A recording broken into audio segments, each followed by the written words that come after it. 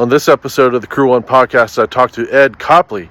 Ed is a retired metallurgical scientist and police officer from Ohio who does CE5 experiences and, has a range of thoughts on so many, different aspects of the UFO issue. He's had interactions with non-human intelligence and goes out often with CE5 groups and other folks to help, try to summon in some aliens, some craft, orbs. So as always, I hope you enjoy this episode, and please don't forget to subscribe, like, share, all that good stuff. It helps really more than you would imagine. And I really appreciate all of you guys being here. Welcome to the Crew One podcast.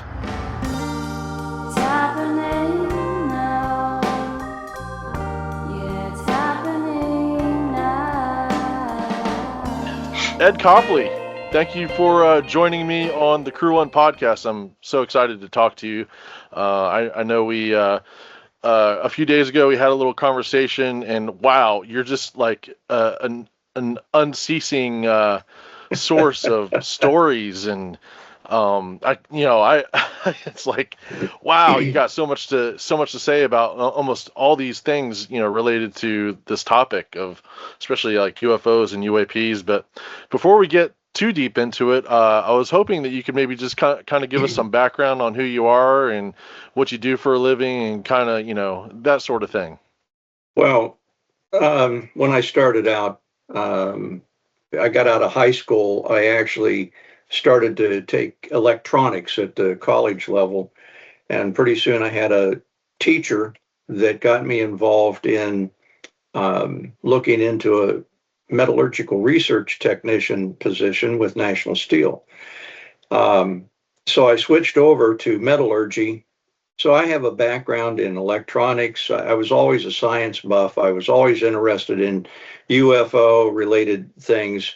But when I got into metallurgy and electronics, I really got deep into the knowledge about how structures are made. I mean, we would do experimental things with the steel belts for tires, experimenting on how you make different metals adhere to other metals through bonding processes such as galvanization and so on.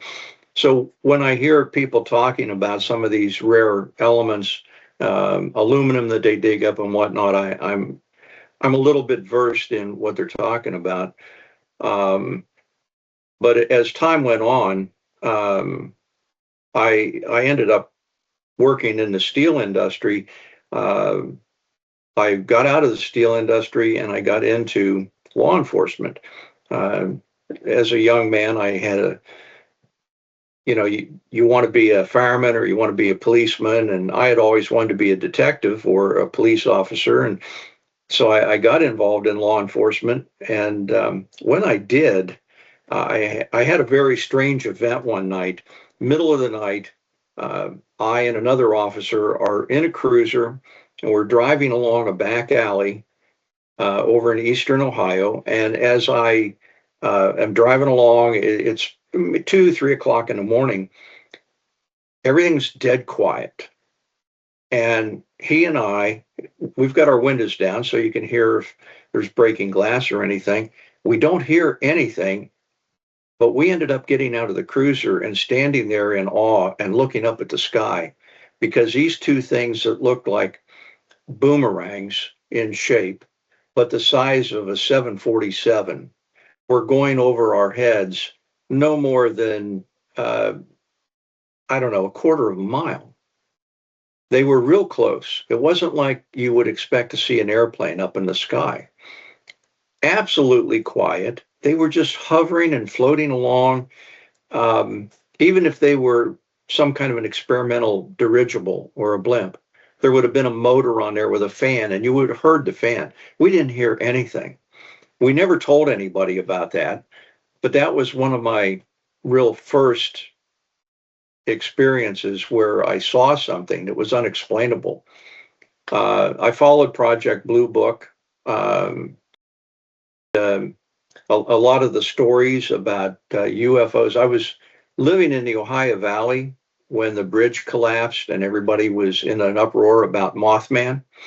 So I lived the area when Mothman was being investigated, and I've been back there a few times because as time grew on, I I had an interest, and I started to look on the internet. Is just a endless supply of information, and I started to get involved in watching YouTube and these different groups that were getting together, and some of them were CE5. Um, and that just fascinated me because they said, well, CE5, there's CE1, 2, 3, and 4, but 5 is human initiated contact with extraterrestrials. And you heard a lot of stories about people that had been abducted and people that had certain contact. But, you know, when I was growing up and I was going through the metallurgy and everything, this is back in the 1970s. And back then, it was taboo to talk about UFOs, and you would be looked at like you were crazy. And now we find out that there's more to that, where people were really shunned. If you were in the military and you saw something, you kept it to yourself. People that were flying commercial jets and airliners, you didn't talk about that kind of stuff. You might lose your license. So uh, as I learned more about CE5, I got to the point where I wanted to go out and do this. I wanted to try it. And I met back 5 years ago, I met with a man. We went out in a field, and he was actually doing a tour cross country. And he led me through a meditation. And as we were doing the meditation out in this nowhere field in Ohio, he got to the point where he said, if there's alien presence around, if you could make yourself known to us. And he explained to me that there was both, they're telepathic as well as empathic. And he said, you know, they might make themselves shown to you. And big as life, as he was going down through, if there's any Palladians in the area, if there's any of these and that and the other thing, and I had this image pop into my mind, like just like I'm looking at you. It was just this big image. I thought it was a grasshopper, and I could see the body. I could see a torso, and I thought, wow, this is crazy. He had not implanted this in my mind at all. And later on, I come to find out that there was a remote viewer. See, all of this ties together. And his remote viewer was watching us. Now, she's off in another state. So I'm getting a real education here real quick about UFOs and remote viewing and astral projection and what some of these beings look like. And on her paper that she sent him, he showed it to me on his phone, and I have a copy of it. Her paper said that there was a mantis being, and she sort of drew a mantis being. I said, a mantis. It wasn't a grasshopper. It was a mantis. And I got all excited. At no time did I feel fear. But that was amazing that some person in another state could see what we were sensing, feeling, what was in our mind. And another thing happened, that he was having a period of time after the meditation, what he called intuitive photography. He said, if you feel like over here in these bushes there's something, just take your cell phone and snap a picture. So he went on down in the field 50 feet away or so, and I'm snapping these pictures, just bang, bang, bang, bang. And all of a sudden, in this one section of woods, I started on it always shows you on the screen what you just took a picture of. So I was taking pictures, and I was looking at the photograph, and then I would take another picture and I would look at the photograph. And I got these orbs, these big round orbs. I didn't see them when the flash went off, but they're in my photograph. And I called to him. I said, you got to see this. The hair's raising up on the back of my neck. So he comes walking over to me, and I don't hear him walking. And I didn't realize he was as close as he was. And he touched my shoulder, and I jumped. It was a startle. It didn't scare me, but it was just startling because I wasn't expecting to be that close. And when he put his hand on my shoulder, I jerked. You know, that remote viewer knew about that?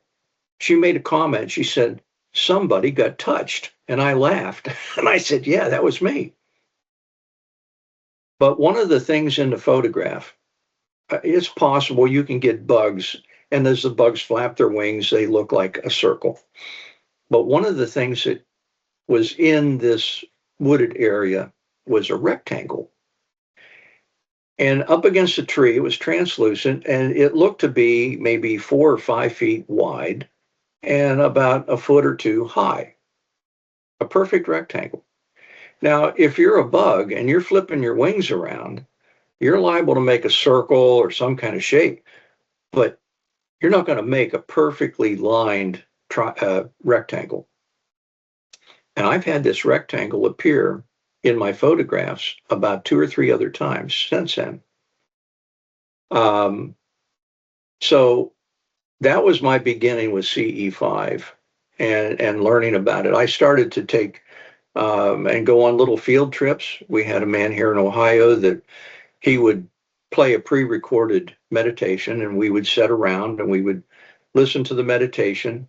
And it was interesting how things were appearing. And I've always been a photographer. So I ended up, I got a high-end Nikon. It's an N5 full-frame camera. And I just love that thing. I can set it for, there's no strobe on it. And I can take pictures in total darkness. And I do a 6-second exposure. That's sort of my go-to. So I take these 6-second exposures. And it's amazing some of the things that we were picking up. Like at the end of the field, there's one event where a woman said, I feel like there's something out there in that tree line. So I swing my camera around and I take a picture. And when I look at it later and blow them up, big as life, there's a white orb out there in the trees. We couldn't see it visually, but we could see it on the camera. And that's the nice thing about being able to blow stuff up and not having to get too grainy. And I have tons of photographs that are from different field events. But I ended up getting a little video camera that was infrared. Because we're doing this stuff out in the middle of a field. It's pitch black. You don't see dirt. And so I go out and I set my little infrared camera up, and it records for maybe an hour or two while we're doing our event. And that little camera has come up with some of the most interesting things. I caught, it looked like a little lightning bolt about 3 foot long that came into our camp and came right down beside one of the people. We didn't see it. We didn't feel it. And it's definitely not a bug. We had a young lady that was with us, and she was sort of psychic. She said, somebody take my picture because I think something just touched me. And I swung around and started taking pictures. And I don't know if you can see this very well. It's not going to work. Yeah. But right in behind her, there are 2 rectangular lights. Now, if you see this, it looks like it's a taillights on a car. They're perfectly horizontal, 2 red lights. And then there's a white light off to the side. The girl beside her was also somewhat psychic, and she said, I feel like there's multiple beings standing behind us. The other girl said she thought something touched her. And when I look at this photograph, because I could see it immediately, digital photographs are wonderful. You take them and you can see what it is. I see these lights behind them. So I go walking over there. There's nothing there. I tried to replicate this. I went back in the daylight the next day trying to find an excuse for what caused these lights back there. I couldn't find it. They felt internally that they were being visited by beings. I got evidence that something was back there. Multiple somethings was back there. And this just happens time after time after time during these CE5 events, where we've gotten pictures of orbs, we've gotten pictures of different lights and different effects. The one that I sort of save for last, this one is actually that's kind of working. Yeah, me standing. It's bitter cold. I think this was in a January or something, and people all standing around were dressed in their winter coats and so on. And the little light that's over here, that's actually a reflection from my camera that's on a tripod. Okay. We're holding hands and we're doing, I call it a power circle, where usually we're sitting in a circle doing a meditation. This was a situation where we actually were holding hands, and we have a certain protocol that we use. But what happened was the camera tripod here, there's a little, like a puff of smoke that appears here near a fence post. And then that little puff of smoke, or cloud, if you will, it manifested itself right here on my shoulder. Okay. As a little, like a little orb. And this little thing, about the size of a grapefruit, it appears, and just about that fast, it fades away to nothing. And then it appeared again. And then it faded away to nothing. And there was whoosh, a little puff of smoke that happened right as it was leaving. One of our people that are doing a reading, for lack of a better word, she's psychic. She looked at that and she immediately picked up on the idea that it was multiple beings. It wasn't just one entity, it was multiple entities. And they knew somebody in the group and they had come to visit us. Take that for what it's worth, or what you will. But we could feel the energy. We're standing there with our eyes closed, and when you see the bigger picture, this is a little bit blown up, focused in, but when you can see the bigger picture, there's a lady on the other side, and she has glasses on. You can see the reflection of this in her glasses. So there was something came in. We didn't visibly see it because we all had our eyes closed. Holding hands, we could feel the energy. Typically, when we do this, we feel an energy anyhow. That night it was particularly strong. And it's a little cattle farm that we do these meditations on.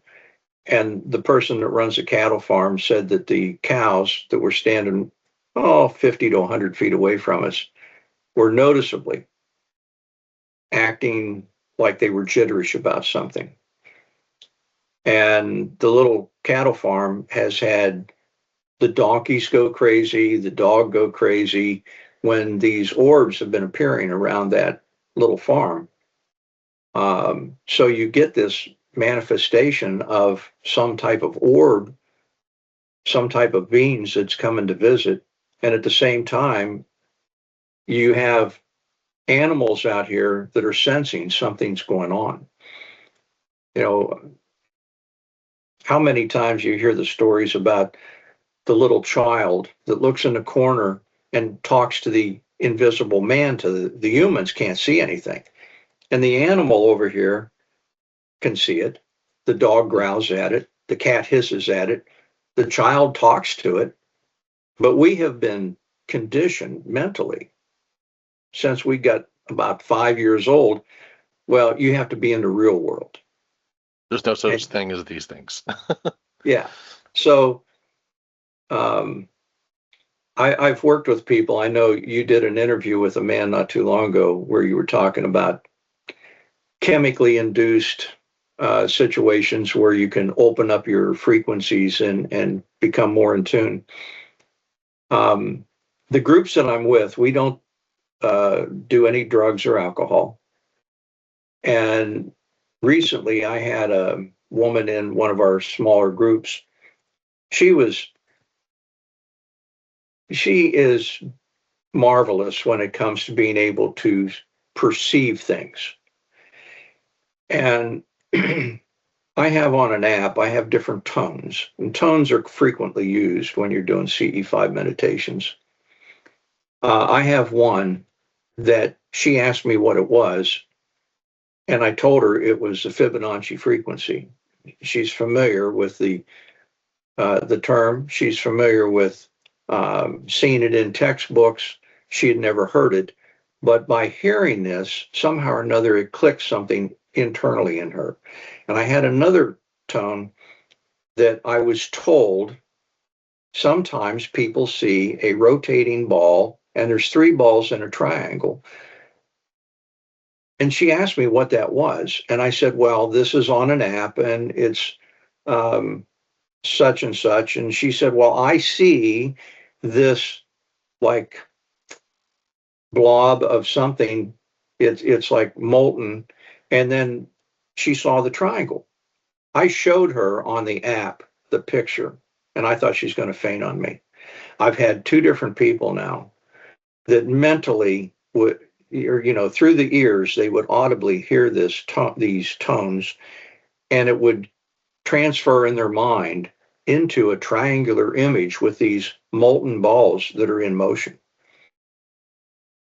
There's an awful lot to this on what you can do with the mind just through meditation. I took a lot of meditation classes where we would study different types of breathing, different types of meditation by different yogis and so on. And it was amazing how you could visualize things through controlling your breathing. And when we have meditations, it's not uncommon for me to be on a Zoom call with 10, 15 other people. And when we hold hands, we physically can feel like we're holding the other people's hands. And it's also amazing that when we're doing astral projection, and I know I'm just sort of bouncing around here, but in astral projection, I was just in a meeting the other day where we had, I think it was 13 people in the room. And there's a lady from Australia, and there's a person in California, and all these people all over the world. And as we're going through this, we get certain feelings, and we were going to go someplace. And typically when we go someplace, you have people say, well, I saw this and this and this. Just like behind you, I see some buildings and I see a big circle and so on. And you might have 3, 4, 5 people say they saw this. Well, I was in a situation where there were multiple beings and I couldn't make out what they were. They weren't ghosts, but as I looked at them, I couldn't identify them. And I thought, and that's what I said when we were going around, and I was one of the first people to talk. And I said, I just don't know what it was, because I couldn't identify any of these beings, whether they were Ebens or, Palladians or what they were. I couldn't make it out. And after I got done talking, there were at least 3 other people in the group that said the same thing. They saw multiple beings and they couldn't identify what they were. I also had an image, just a momentary image of a triangle. And those same people all came up, and well, my image of actually multiple triangles coming out of a dark circle. And there were at least 3 other people in the group that also had experiences with triangles. So this is where we feel that we're making a connection somewhere. And I have a lot of examples like that. where we've gone someplace, either in a remote viewing or in an astral projection. And for those that want to try remote viewing, I know you broached the subject not too long ago with another interviewer. We look at it sort of this way. If 10 of us remote viewed the same place, we might go into a room and you might see a lamp. But the other person over here, they saw a carpet on the floor. And the person over here, they saw a window. And the person over here saw something else. But does that mean that we weren't all in the same room? Maybe we were looking in different directions. So that's another interesting topic. But we've played with. I don't know that we meant to really do it, but I had a meditation not too long ago with about 10 other people, where when we had the meditation, I zoned out. I thought I fell asleep. And at the end of the meditation, I said, this was really a nice deep meditation, but I felt like no sooner did I get into the meditation than you were saying, well, now we can open our eyes. And I could hear everything that happened during the meditation, but it was a half-hour long meditation that I thought was a minute and a half, maybe 3 minutes long at the most. We had several other people that were in the room or in the Zoom call that felt the same expression of time. One person was trying to write what they were experiencing, and she's an excellent artist. She draws what she sees. And she said her pencil was just going 90 miles an hour because she couldn't write things down fast enough, because it was like we were going into a compression of time. I give no explanation for that kind of stuff. I just say that it's a unique thing that we have played with. We've actually experimented and played with a little bit of time travel. We've experimented with the remote viewing, and it's just amazing how common people, I never thought that I could remote view anything. And the first time I did it, and I got bits and pieces of the photograph that was being projected to us mentally, and I was just dumbfounded. It's like, I couldn't believe that I got this stuff. So again, I'm bouncing around. No, that's absolutely fine. That's what I was excited to get you on, because you're full of so many stories that kind of interweave together. So what do you have any thoughts on what actually might be happening when we perceive, in the different ways that people perceive things? Like you're talking about when you guys were looking, one person saw a lamp in the room, and other folks saw something different. Can you talk about that a little bit, like in your experience and everything? Like, what do you think is happening there? I've questioned that myself. I've questioned, like, if you and I connected mentally during a meditation, are we actually going over and seeing something, or are you and I sort of in a mind meld, for lack of a better term, and you're sort of seeing what I'm projecting, and you're projecting to me? But when you go someplace that is specific, that you and I have never been, sometimes we try to travel to where there's been an abduction or something. And it's interesting that we see things there. At one of the events, I told the man that was leading the event, I said, we were looking for some kind of alien or something. And I said, I don't know why, but I get these little images. It looks like a postcard. It's just like somebody held up a postcard and showed me a picture and put it away. I said, I don't know why, but I saw a picture of a brown horse with white stockings, and it was running from right to left. So as you're traveling and doing your meditations, beware of a brown horse. there were three other people in the room that spoke up and said, well, they had already talked about the alien part of it, but they had horse experiences as well. A week later, the man that was running the show, he says, normally I don't get too much into this kind of stuff. He says, but he went out into a place where it's a desert, desolate place. There's never been any horses to do a meditation event. And there was a brown horse with white stockings out there, and it was friendly with him. Now, that's real. That's real live Earth, Mother Earth. That's an animal that's on the Earth. How and why did I see that animal a week before he went to that location and experienced it? I don't know. I hear a lot of these theories about how, we're in a like a movie and we're one frame after another and we can go off in different timelines and so on. I don't know. I confuse myself sometimes on this, but I know that was as real could be. And that's not the first time I've done that.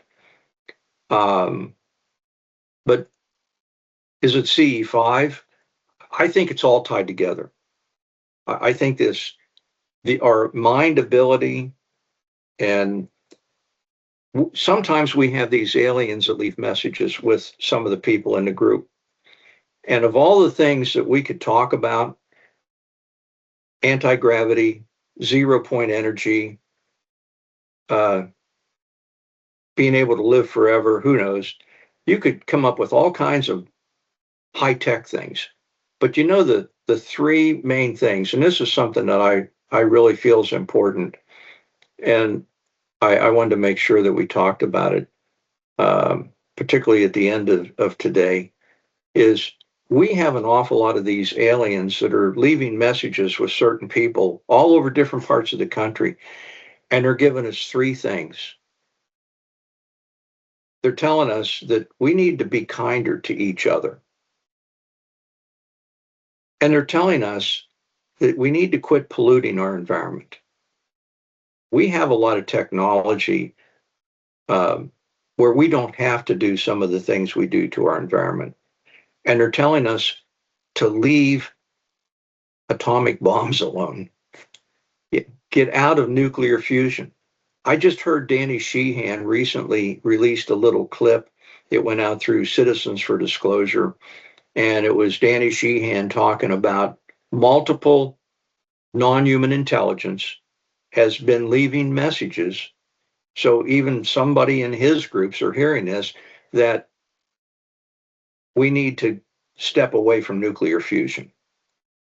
Because not only from fusion or fission, like the old school kind of atomic energy fusion. in general. Yeah, in general. Okay.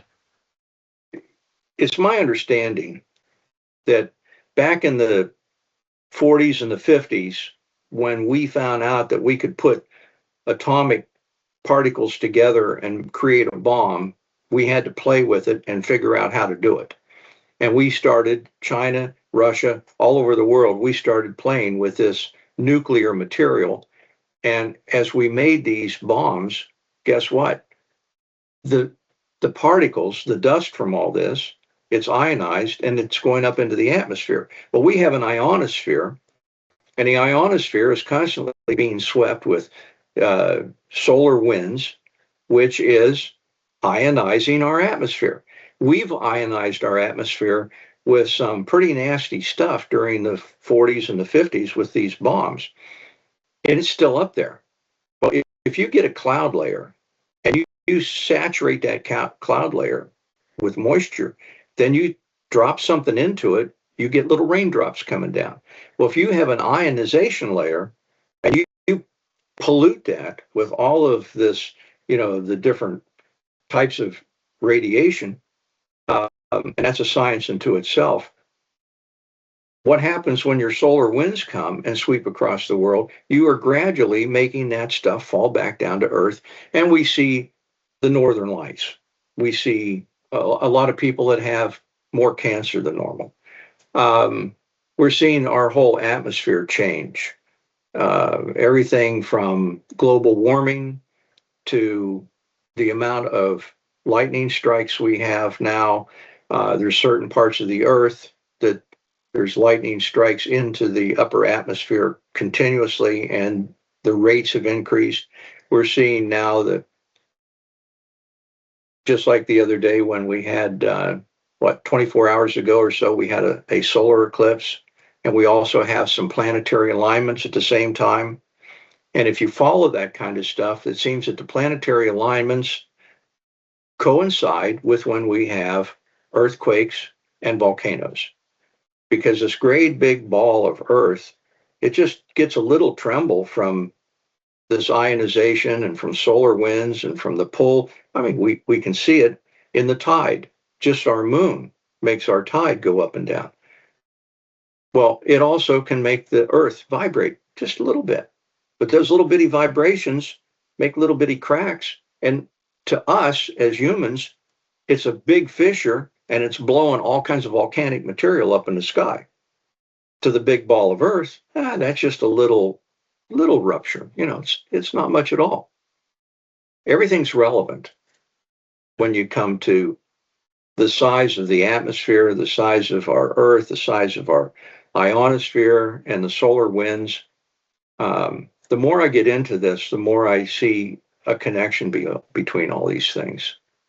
That's really interesting, and I can't say that I've really heard somebody draw the connection between like Earth events like earthquakes and eclipses and all these things to what many would consider to be a paranormal phenomena. Can you talk a little bit more about like why do you think that these things are these events are connected to things we can't see or perceive necessarily without having some intention behind it? Well, there are some geophysicists out there that have put a correlation together of records that go back as far as they can find records. When you had solar flares, they have what they call CMEs, coronal mass ejections, which coronal mass ejections even bigger than a solar flare. But when they get to looking at the alignment of the planets and they get to looking at solar events that we've had, and then they get to looking at when there's an area over in the ocean from the Philippines and coming up to Alaska and so on, they call the Ring of Fire. And when you start looking, it's not hard to predict that, well, we're going to have this planetary alignment and we're going to and these solar flares are going to hit us. And bingo, what do we have? We have a tsunami alert over in Japan because they had this gigantic earthquake, but it was deep enough that they didn't have a tsunami. And that's just going back past couple months. We've had several of these kind of events. We just had some massive, I saw last night on one of the feeds that I was watching where in Hawaii, there's a volcano that's spitting up gas and molten lava. And to that, it just looks like a little thing on planet Earth. But if you're down there where it's at, it's a massive eruption. So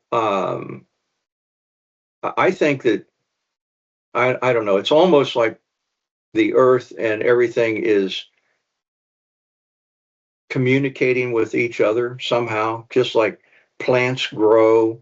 And some people have studied, can you talk to a plant? Can the plant talk to you? There's some people that are psychic that say they can.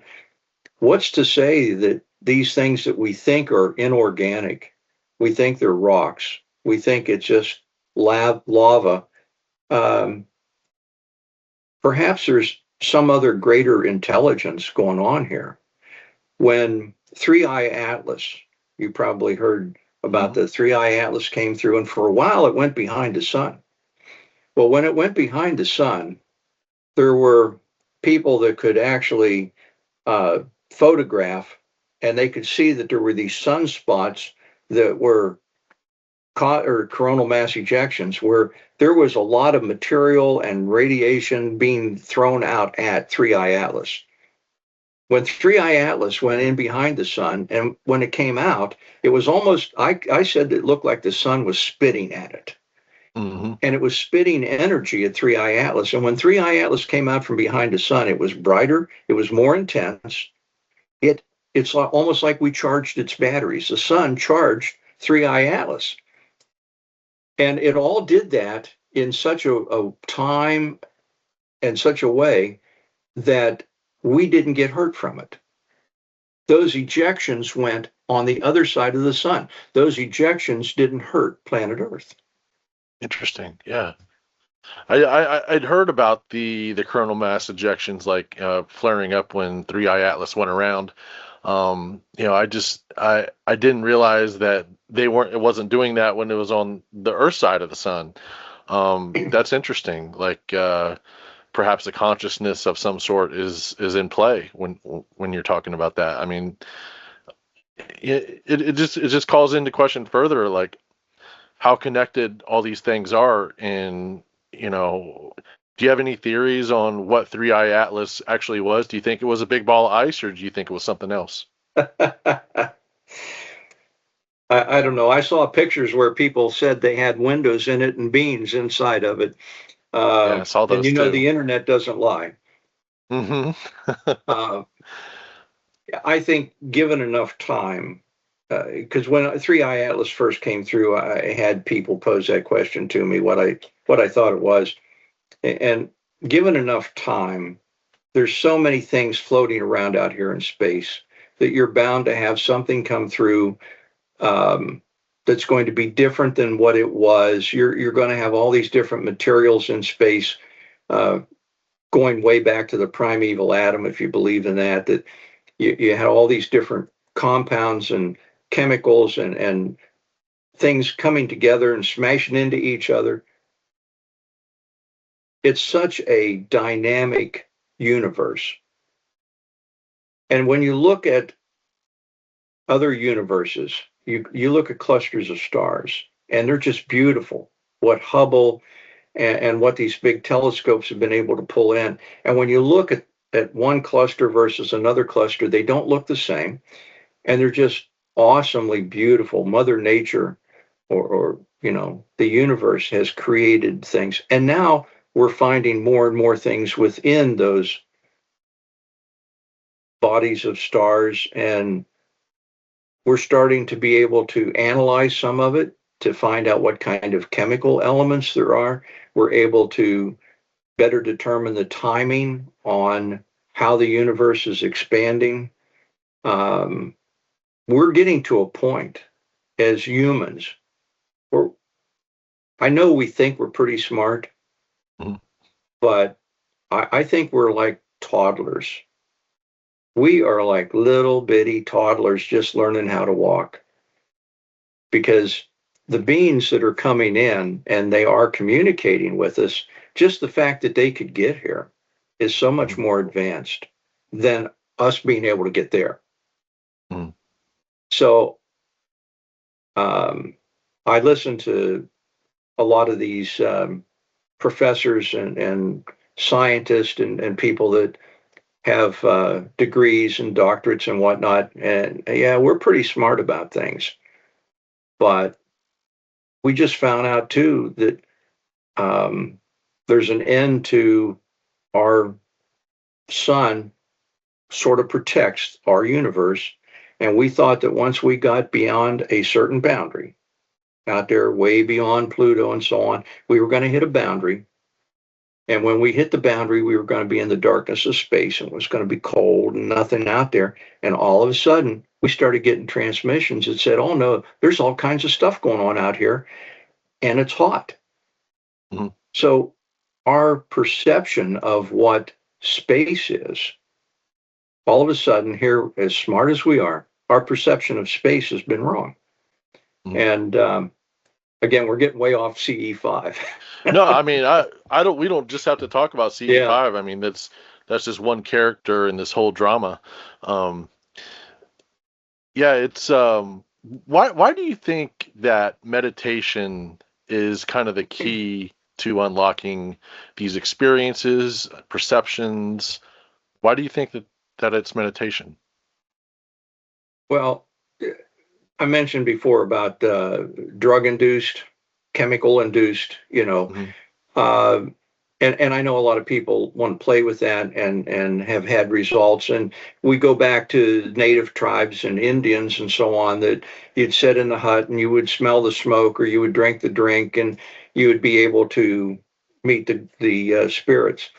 Um, I think that works, but I started talking about a young lady that she had been involved with some of that, where that's the only way that she thought that she could make that connection. And she was out What with me, which and substance did she take? I don't know, Okay. but we had talked about chemically induced Mm. meditations and connections.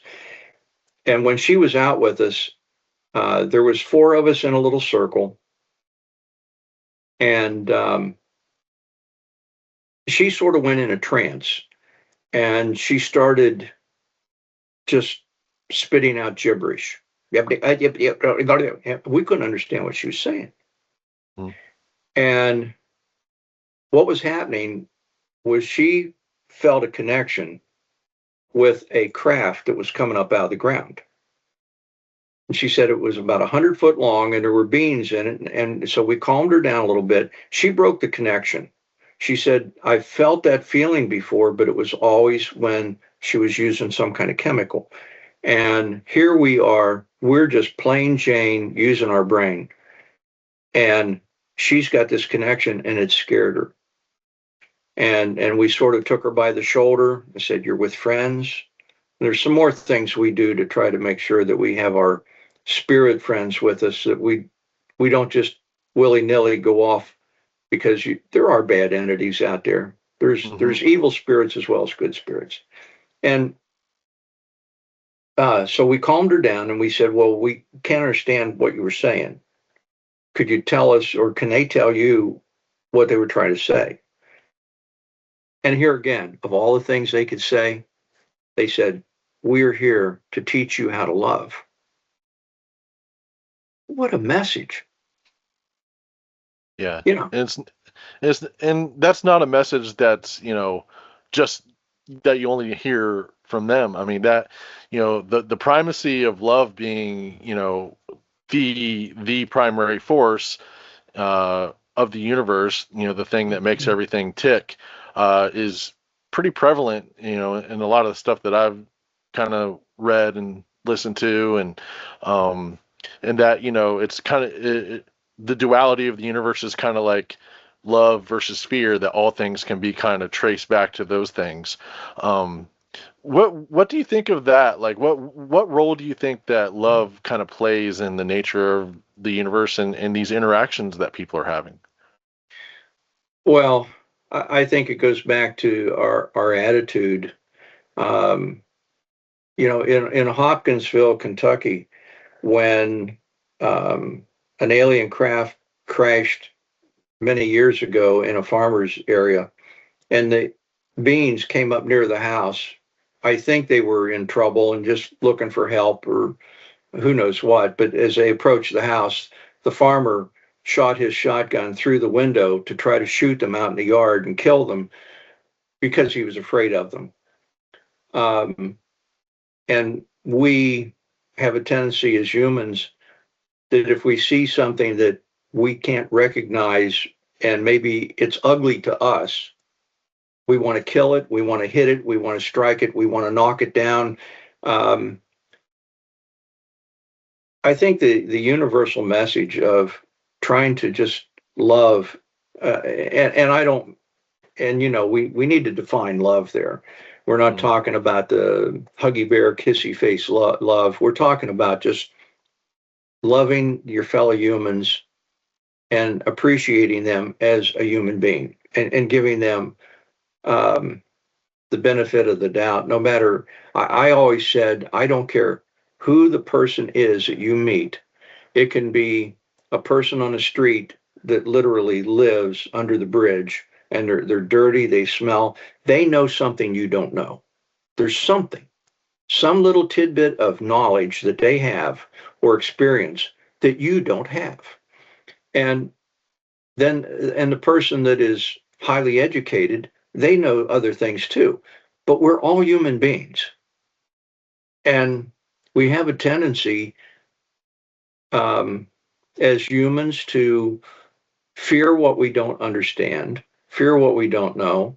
I mean, when I go into a meditation and I'm trying to lead a group, and I talk to the group that if there's an alien out there, and they could be this type or this type or this type, and I openly say, you may look different and you may startle us, but we will not be afraid.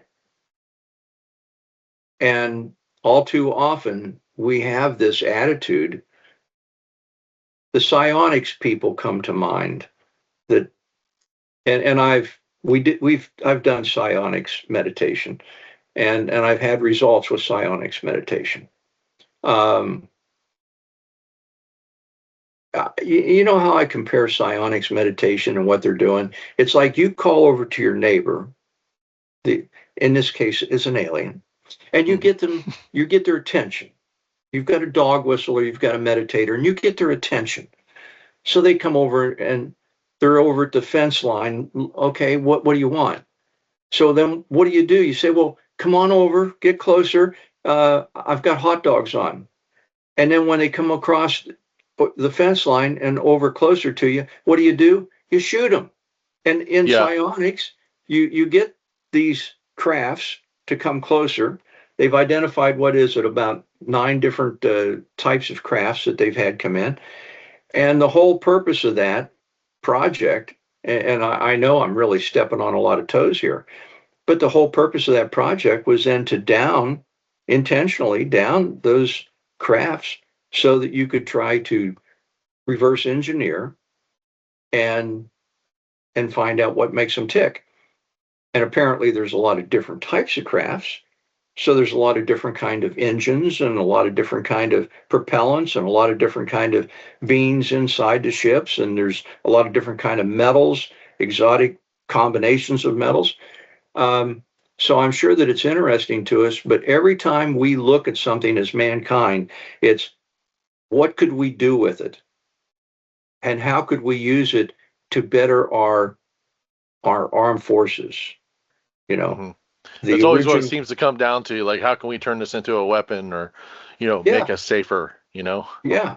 I've got a gadget here and look how it puts out all this energy. And the first thing they do is, well, how can we put that into a stream to knock somebody down? Or how can we put that into a stream to knock a building down? Or from germ warfare to chemical warfare to bomb warfare, at any given time, we've got like 140 wars going on around the world. And so if you have a meditation out here, I tell people, okay, we're going to try to call in, and maybe we can get somebody to come close to us. And we've actually had evidence of beings that come right into our group. But can you imagine being on their side of the fence? So little Billy, he gets his speedster, and he and Johnny are going to go out from wherever, and they're going to speed around a little bit and enjoy a little drive. And Ma says, kids, don't go over there past that earth, because you know what they did to your uncle. He went over there too close and they shot him down. And we never have seen Uncle Billy. I mean, if you look at it from their perspective, we have got to be barbarians. We really are. Yeah. So part of my meditation is when I am talking with the group, and I'm wanting to project the image out, I tell these beings, we as a group are not part of the industrial or the military complex. We are only here to build a bridge of friendship. Now, do they believe us or not? Well, hopefully, if we've made any contact with any of them, they have telepathically heard our message, but more importantly, they have empathically felt our message that we are serious about it. And a month ago, I had an event down here in southern Ohio where we heard some noise over in a field line. And when I shined my laser over there, it's a high powered green laser, I hit something that was invisible. It's the first time in 5 years of doing this that I've had this happen. And people standing around watching it said the laser green light headed out there, hit something, and the laser turned red. Now, in the wonderful world of science, that's extremely difficult to do. There's some materials out there that you can do it with, but you have to change the wavelength of the laser in order to change it from green to red. I'm standing here, I'm feeling like I'm in a science fiction movie because as I wave the laser along the field line, I can see this one spot and there's nothing there but just the typical weeds. And my laser is hitting something like a giant thing of jello and it's sort of fracturing off. And then there's a red light on the other side.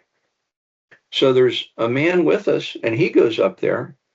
He's walking right up to it. And he can't see anything. He said, I don't see anything. When I was done, I put the laser down. I walked up there. This is about 120 feet away from us. And I believe that we had an entity that came to visit. Now, the man that walked down there, before he walked down there, he took some pictures with his phone. And when he took pictures with his phone, believe it or not, in 2 or 3 of his photographs, there is the image of a humanoid figure that is within our group, 3, 4, 5 feet away from us. Wow. And we have 2 or 3 photos where you can see the head, the shoulders coming down to the torso. And he was actually taking pictures of the laser going out in the field. He actually caught reflections, and there's a little ambient light coming off of that laser everywhere. You actually see this sort of it's almost like a fog. Interestingly enough, down at that same end of the field, there was no fog that night. My infrared camera movie has a fog coming across the field, and you could actually just see this fog move in, and it was a dense fog, like you were out on a pier somewhere. And it's moving faster than a normal fog would go. And it was headed right over to where I later shined my light and got a beam to change its frequency. I think we were visited in camp. I think we were visited just right outside of our camp, 100 feet away. And then I did get another picture of that rectangle I talked about. Big as life up in the tree. I got a rectangle, only this time it was green and shiny. Couldn't see it with the eye, but my camera on a 6-second exposure up in the tree gave me this nice big green, emerald green triangle. I've never felt fear. I know a lot of people are afraid of what happens if we get a hitchhiker. What happens if we have an unfriendly alien? And they go back to cattle mutilation and everything you hear about there. And you mean like a hitchhiker, like a dark entity that latches onto you, and yeah. And we have a person who woke up. She lives 2 hours away from me. She's in a lot of our meetings, and she's very in tune to things. She wakes up one night, and at the foot of her, I think she was laying on the sofa, is a dark, tall, hooded figure. And when you come out of a sleep, you wonder, am I seeing this or is this a dream? And it told her, it said, it's time. She comes to a lot of our events, and we talk a lot to people about universal peace, universal love, and universal well-being.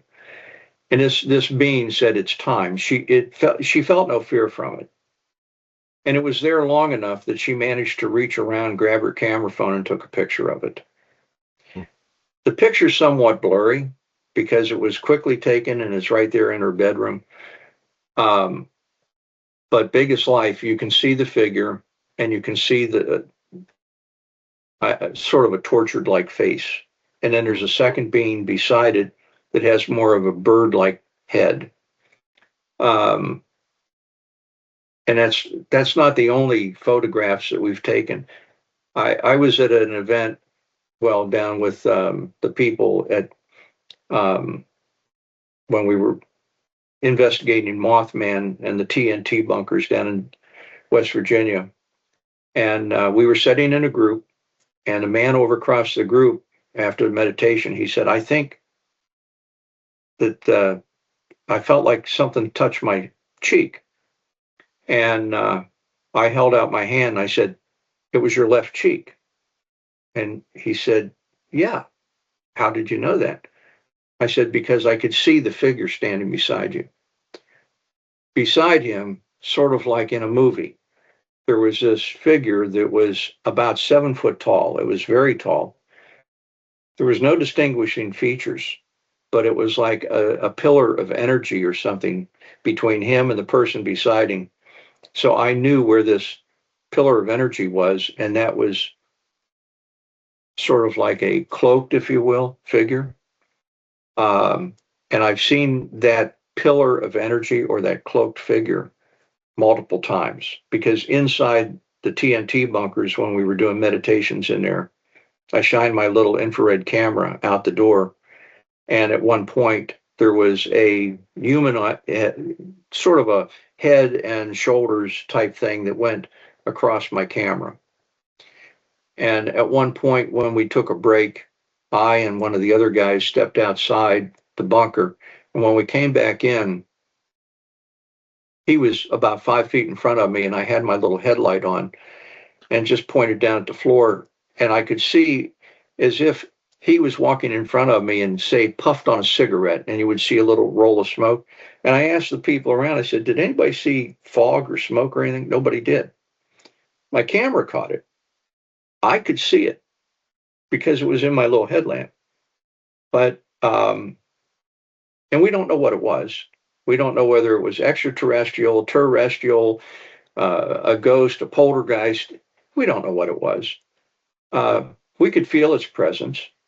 We try, and sometimes we can communicate with these things, and sometimes they give us messages. That night, we didn't get any messages, but we felt a presence. So, do you?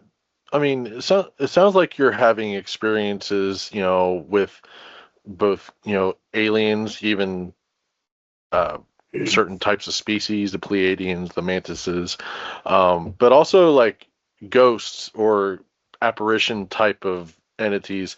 Can you talk about, like, is there a way that you can tell if you're interacting with an alien or a ghost?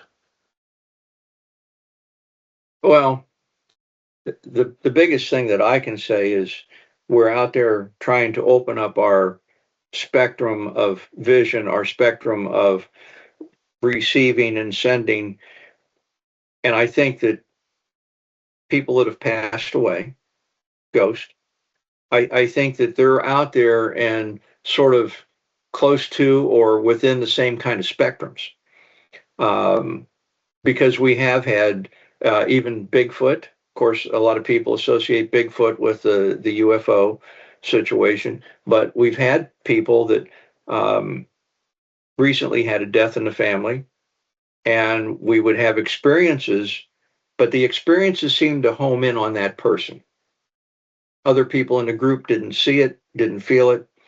I had a lady that came to one of our meetings, and after our meditation, and we felt presence, and we were taking intuitive photography, just snap around anywhere.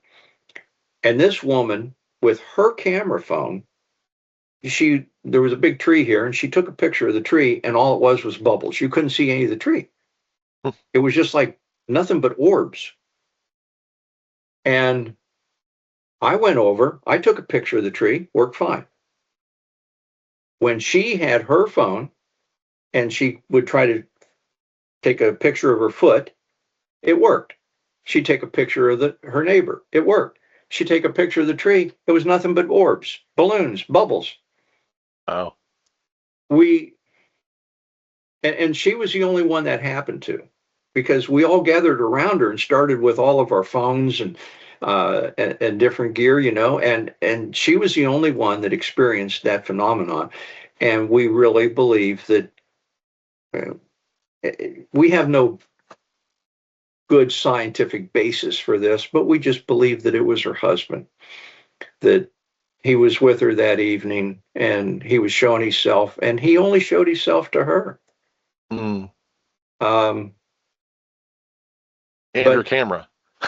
and her camera. Like Yeah. that seems pretty wild to me, because like the biological being that we are, like somehow giving the electronic device in our hand permission, or there's a connection. Like, I mean, that seems really, that's just weird. Well, You know what I it mean? is. Yeah, it's absolutely weird. Um, and in the same location, I was standing beside this girl, and her boyfriend was out in the field, and she took a picture, and she bumped me, and she says, "Look at this." And the picture was him walking in the field, and above him is a real big orb. Looks like the moon or something. And my first thought was, it's a bug close to the phone, close to her camera. And so when it's flashing its little wings around and it's making a perfect circle, and I said, "Do it again." I'm standing there beside her. She does it again, same thing. Mm. I said, "Wait a minute, step over here. This is an open field, unless the bug was stuck on a stick and staying right there in one position." I said, "Step over here." So she steps over 2, 3 steps beside me, takes another picture of him out there in the field, and the same orb is over his head. Um, we had some other things happen at the same meeting. Uh, I do believe that we were getting, in those cases, and this is the same field where the woman saw the orbs up in the trees, but in that case, because of what we were doing and the other things that we captured that evening, I believe that those were more extraterrestrial events than the woman catching the orbs in the tree. And we believe that was more down to earth, you know, that kind of stuff. There was another thing that happened right at that location. It was a big dam. There's a lot of water on the other side. And 2, 3 people were looking up over the dam, and they thought this star moved. And then they looked, and it's easy to see a star. And the more you stare at it, the more you're convinced it moved. I always take a tripod and I hold my camera, or I'm looking, because you can't see too much through the camera, but I can steady myself to my tripod and I can look, and I see that the star doesn't move. I take a picture and it doesn't move. It's just stagnant star. Well, I look up there and I can't tell. So I swing, I've got the camera pointing that direction. I'm taking a couple pictures, and I said, "Can you change direction for me?" And I say this out loud. I want to coach the other people in being able to talk to these beings if they get close enough to us. I said, "Can you change direction for me?" It did. Mm. It drew a hockey puck, or a hockey stick. It had a little straight line, and then it came down on an angle. Not only did it change direction, but the second leg of its travel, it intensified its light. So it changed light, it changed direction. And I know that it wasn't a bump in the camera. First of all, when I do a 6 second exposure, I have a 2 second time delay. So I touch the shutter, I back off of the camera, and it goes 1, 2, and then it opens the shutter. So it's got 2 seconds to settle down any vibration, and then it opens the shutter for 6 seconds. So this thing moved in 6 seconds. And that convinced me of what the heck it was, and we could talk to it and communicate. And then after that happens, I say thank you. Hmm. And that's what I tell people to do. When you go out here, if you do get lucky enough that somebody gives you the gift of showing themselves to you as a translucent orb, or an orb that moves for you, or gets close to you. And honestly, I don't care have the orbs and things too close, because I don't know if they're radioactive or something that it could be harmful. Um, and I teach people that when you do experience something like that, first of all, don't be scared. And second of all, say thank you. Be polite. It doesn't cost anything to be polite and say thank you. And I don't know if you're going to be able to see that or not. All right. Yeah, I can see it. Yeah.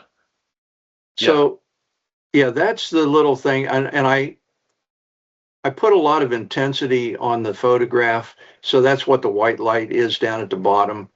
I had to try to get this thing, so that you could see it, because there's so much black. And there's a little star right over here. And that little star, it stayed there. It didn't move, because if it was camera jiggle, that little star would have jiggled. Well, that little star didn't move. But yeah, if I had a message for people, it's, this stuff is real. And these are our brothers and sisters. Are they from another time? They're just us? Could be.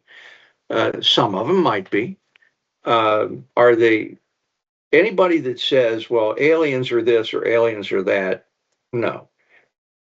When you walk down the street, you meet Germans, you meet Italians, you meet Russians, you meet people from countries where they have dark skin, where they have orange skin. You meet different people on our street.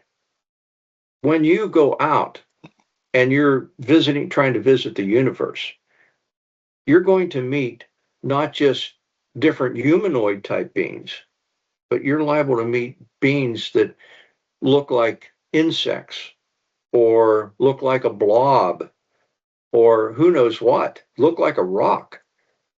But that doesn't make them bad people.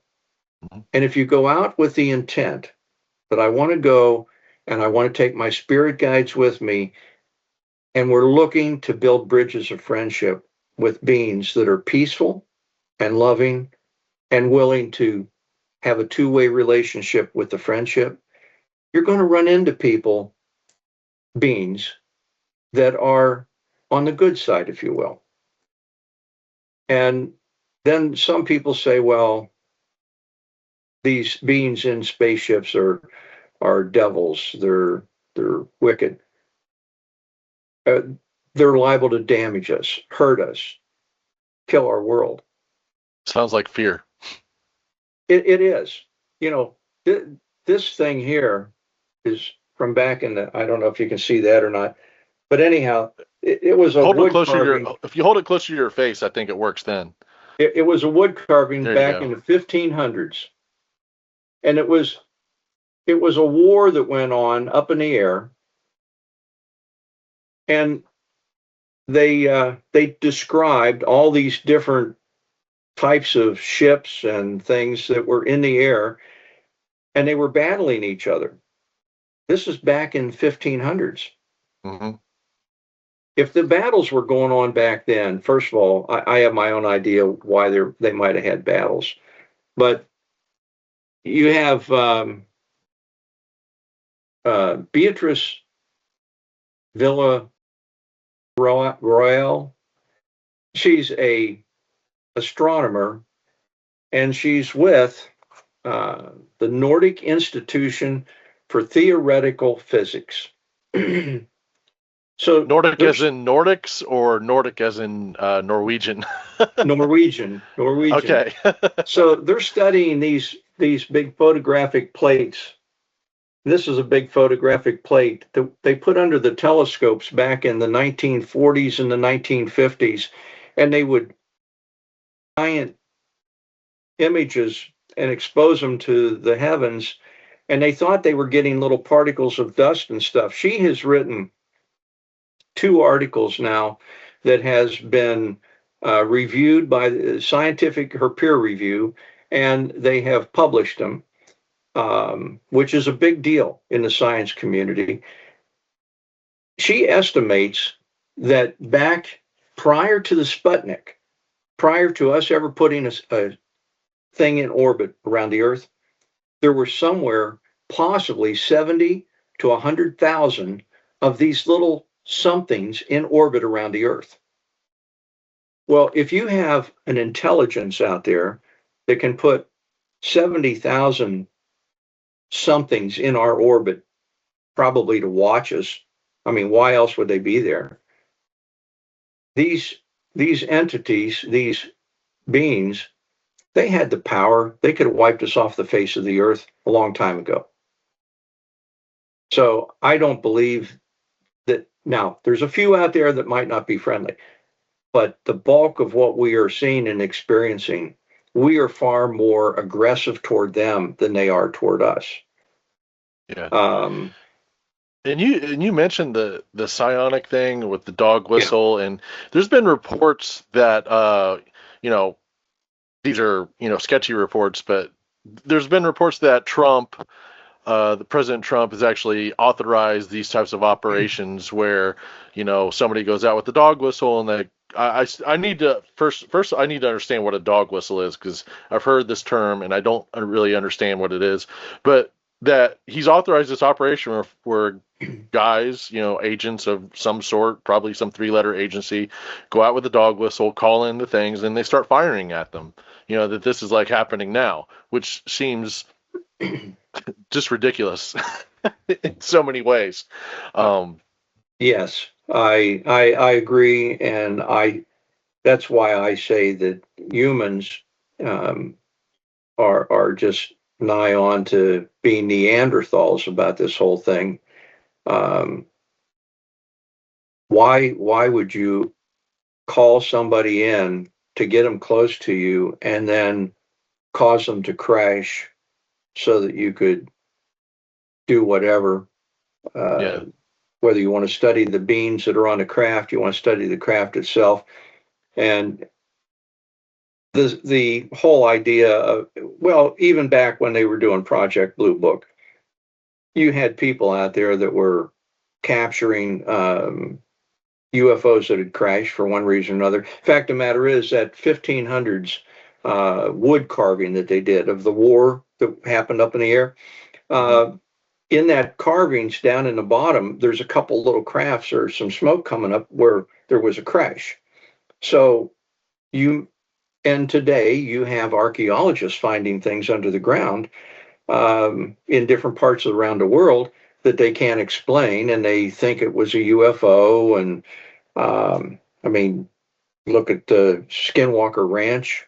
They're digging into the side of the mesa, trying to find out what's in there. Um, so, yeah, the psionics, that whole program, the whistleblowers, if you tune in and start listening to the whistleblowers, some of them talk about when they were working for the military in part of the operations where they were out for crash retrieval. And then where did the crash retrieval parts and pieces go to? Did they go to Area 51? Did they go to Wright Pat over here in Ohio? And all of that's up in the air. Um, as far as the dog whistle goes, there's some people out there that know what the dog whistle was.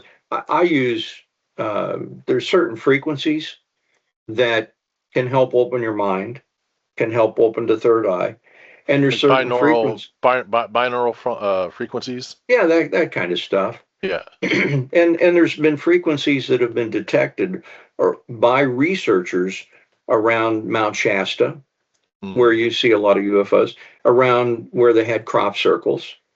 And they take and they refine those sounds, and then they reproduce them and put them into a long string so that you have a recording and you can play that. I've done that here just in my own backyard.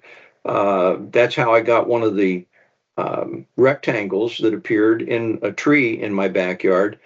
I was playing crop circles. I did my own meditation, and I've had people say, well, we need these big speakers and we need to blast it out. Well, no, if you hear the image, the sounds from the crop circle, or you hear the sounds that were reproduced from Mount Shasta, you're taking that with you on your journey to try to make contact. So you don't need big speakers. Mm-hmm. You are the speaker.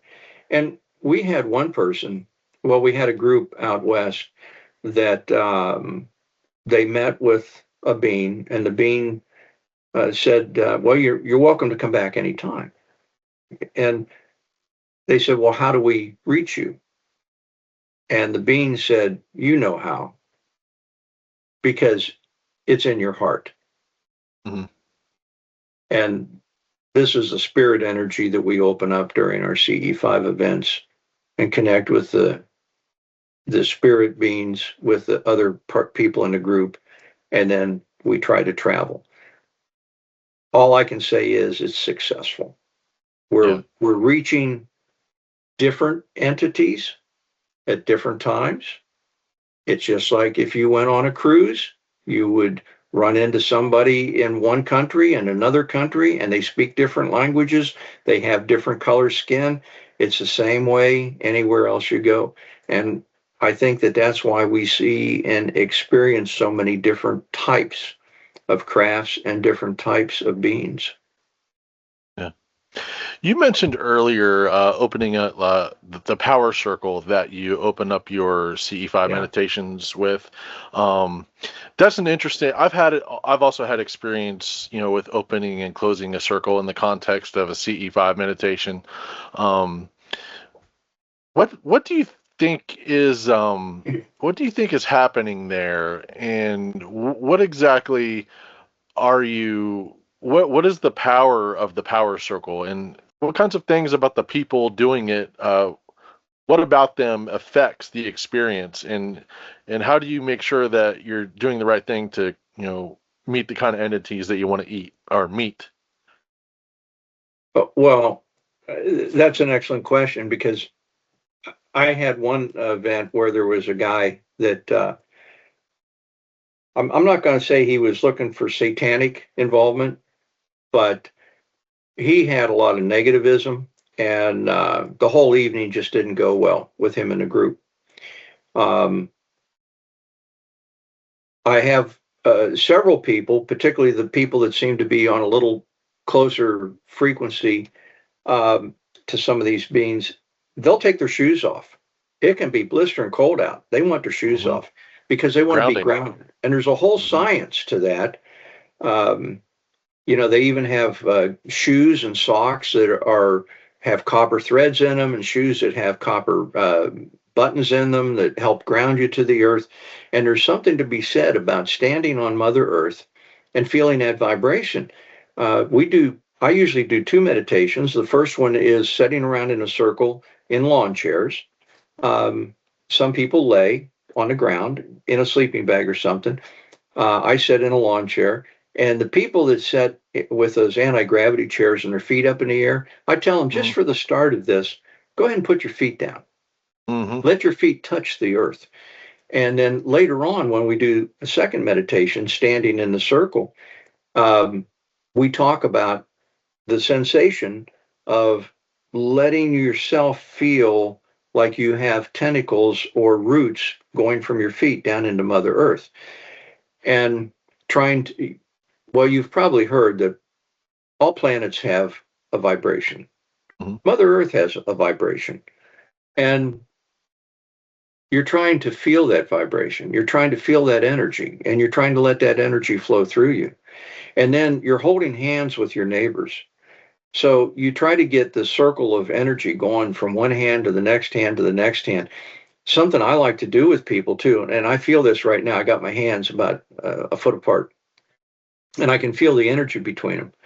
Uh, I like to take people and ask them, have you ever felt your own energy, your own chi?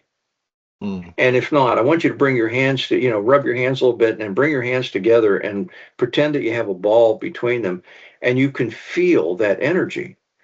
And just to make sure that it's not because of movement of your wrist or something, hold one hand still and take the other hand and just wave.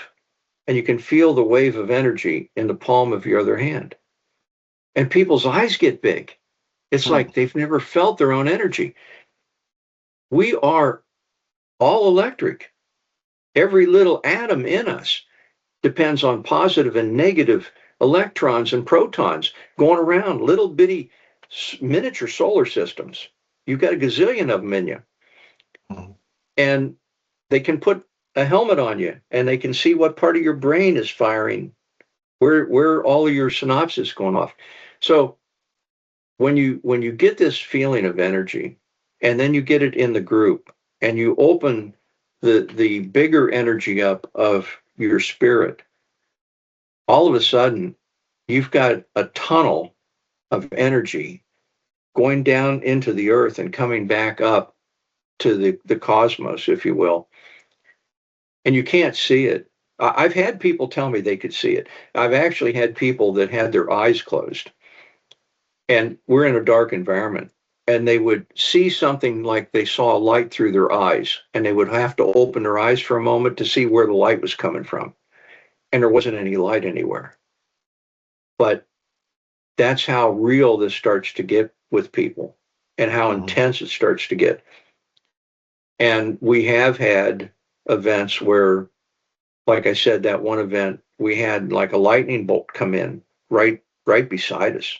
And then I had that orb come in right beside us. And I have held people's hands in the cold of winter. And when I would let go, both the people on both sides of me, our palms were wet with sweat. And I had one not too long ago where before I let go of the person's hand beside me, I said, correct me if I'm wrong. I put my finger on the back of her hand. I said, right there, did you feel something? And she said, yeah. It felt like a coin between our hands, that coin was warm. Just a little round circle. Wasn't in her fingers, wasn't anywhere else, but right there, hand to hand, it was just like a hand warmer. And it was freezing cold out. There's an energy that we give off, and I think we need to utilize Mother Earth's energy and vibration because Mother Earth is part of us, we're part of it, and allow that to be part of our beam that we're sending up, our beam of friendship, if you will. And I know there's a lot of people that might hear this and not understand that and think it's sort of corny, but if you experience it a time or two. Is there a way that you can describe the feeling? Because we see, I see things, but I also feel them, like, as you do. Could you try to maybe make an attempt at describing what that feeling is, and how that the feeling is kind of like the indicator that you're definitely not seeing something that's normal? There's a lot of different feelings that we go through. The one is the feeling of the energy. We also get like a pressure. If an entity gets close to you, sometimes it feels like a pressure. I just did a CE5 event a couple of weeks ago, and I didn't have my ball cap on. It was late in the evening, and sun was getting ready to go down, but it was still sunny out. I normally always wear a ball cap, a bill on the front and adjustable in the back. And I didn't even notice it, but I thought my ball cap was on too tight. I had cranial pressure all the way around. And now, in some of our calls, it seems like different people get different feelings. But we oftentimes have this sense, it's like a sixth sense almost, that, well, the young man that walked out in the field and saw the orbs, or we saw the orbs over his head, he said he felt like something was watching him from over where this tree was. I took pictures of the tree, and big as life, there were streams of energy coming up from the ground in behind the tree.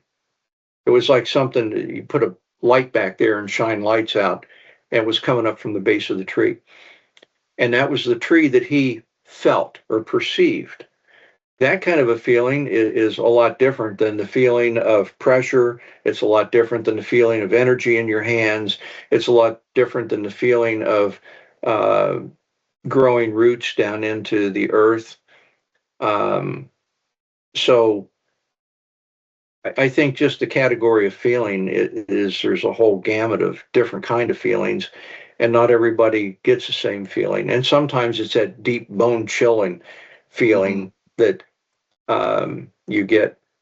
And I have had times where it's almost like I was channeling something where not only was it a feeling, but I run a temperature.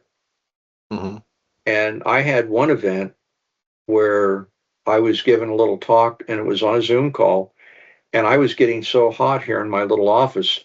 I was unbuttoning my shirt and I could feel beads of perspiration. And as soon as I got up and I went in the bathroom and I took my temperature, different locations around me, I was running 104-degree fever.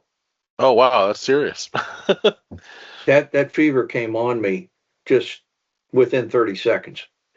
And I stood in the bathroom and I just held onto the wash bowl and I just sort of cleared my head a little bit and I checked my temperature again. Now, when I check my temperature, I got one of those thermal thermometers. You know, you do your forehead. I Mm-hmm. do an ear. I do the other ear. I do a neck. I do the forehead. I don't just do it once. Mm-hmm. I had 104 fever. As quick as that came on me, it went away. Hmm. Now, I've been sick a time or two, and I've never seen a fever go away like that. That's an altogether different feeling. And I had chills through my body. Um, and then if you go out on some of your meditations where they have healing meditations, that's an altogether different feeling. Um, and it's more of an internal feeling. Mm-hmm. It's a deep feeling, and it's very personal, and it's very reverent, if you will. Um, and I've had those feelings before. So I don't know if I answered your question or not. No, you did. Um, where do you think that all do you think that people are having these experiences more like more people are having these types of experiences? And if so, where do you think that this is ultimately leading? That's a big question, isn't it? Yeah. I associate with a group that they meet in a church, and there are three different kinds of preachers that sit up front on a sofa, and Huh. we talk about the latest photos and information that was released on disclosure. And it's in the campus area. Everybody that meets there are intellectual type people. Hmm. The conversations are just excellent. And that question comes up of we're seeing more than we're hearing more. This stuff's coming out. There's more of these CE5 events. There's more people being interested.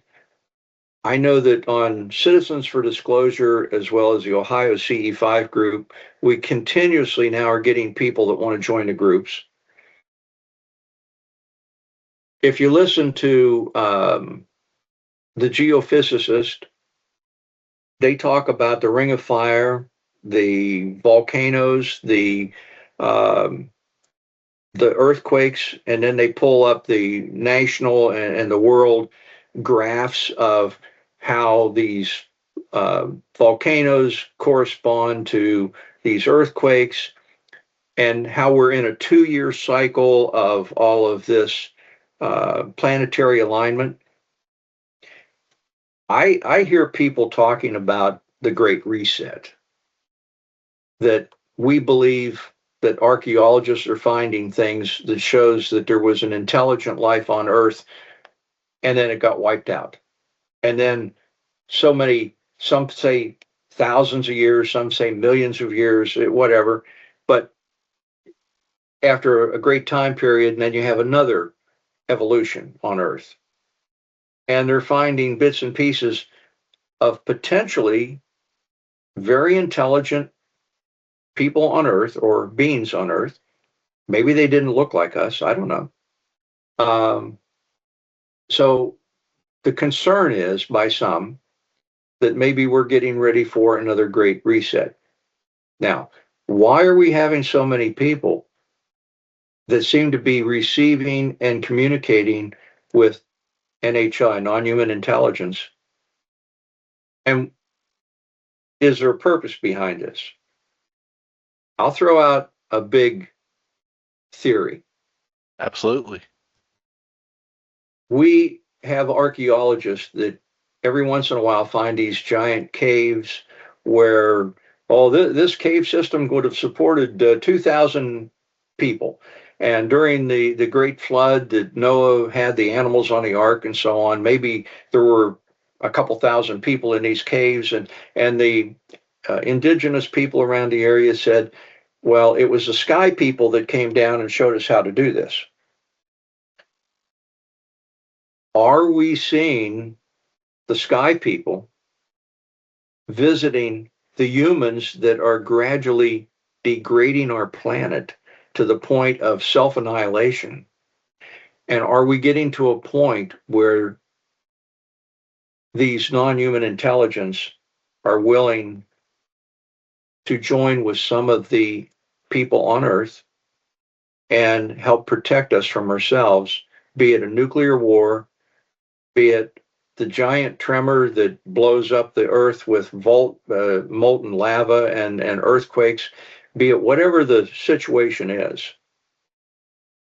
Are they preparing to say, come on, folks, we're going to take a handful of you and protect you, whether it's in caves out here in spaceships, whether it's in another dimension altogether that we don't understand? Maybe that's what's happening. It kind of has parallels to the idea of the rapture a little bit. I hear a lot of people that talk about the book of Revelation, the book of Enoch, and I have a wacky theory of my own that what if it's all correct? Mm-hmm. What if it is everything that people are coming up with, all these different ideas? What if they're all right?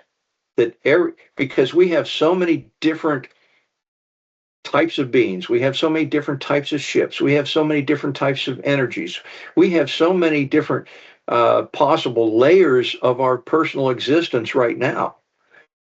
And some people say, well, you can break off into a different time of your existence. You can break off into a different type of your existence. So you can go over here and you can wear red shirts all the time, or you can wear green shirts all the time. Or you could go over here and have a beard all the time, and over here you don't have to shave. I mean, multiplicity. What if it's all correct? Mm.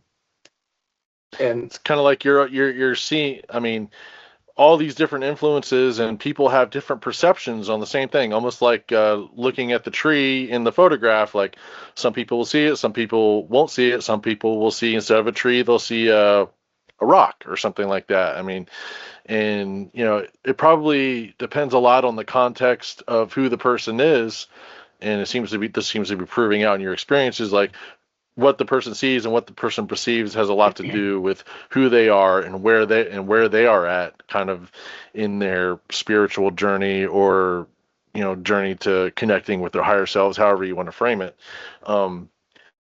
Yeah, I mean, it could be that all these things are true at the same time, and that would make a lot more natural sense than any particular version of the truth being true. So yeah, I think that's a wise kind of a take on it. Do you you said a couple things earlier that kind of struck me. So you have meetings with actual preachers in a church, and you get to talk about these things. That's either a universalist church, which they get wild and crazy. I don't know. They'll talk about anything in a Unitarian Universalist church, or you guys are doing this after hours, and you have a few local preachers who like to talk about. So can you explain how that situation has come about, and what kind of church is it? Darned if I know. Um, it's just a group of there's some people in there that don't believe in God. Um, and so when we're talking about CE5, there was a couple people that they were mentioning when the CE5 event that they went to, it seemed like it was prayer instead of meditation. It was more prayer, and that sort of bothered them Hmm. because they were more toward the atheist part of it. Um, but yes, it's the the the church is more a building to facilitate coming together to talk about UFO alien disclosure type material, and they really don't get off on the tangent of religion. Hmm. It's more the use of the building and the auditorium for these discussions. Gotcha. Yeah. Yeah, So the church opens up their space to folks that want to come in and use yeah. it, because yeah, I mean, churches are great for meeting in situations like that. That makes sense. I grew up in the church. My dad was a preacher, and we often rent, I don't know if we gave or rented space out to like the Boy Scouts and the Girl Scouts, and different recovery groups and all kinds of stuff like that. So Hmm. that would make sense that a group interested in paranormal and UFOs be one of those groups. That makes sense. Yeah. Um, do you think you mentioned earlier, and I've had experiences and had intuition saying that this is also true, but consent, asking consent if you can take a picture, when these things show up, and sort of also just conveying a sense of friendliness and openness. What do you think it is like? Why do you think that that's important to ask consent and to like be polite, like you're saying, thank you. And within that, you also I've experienced somewhat of a sense of humor in certain circumstances from these entities.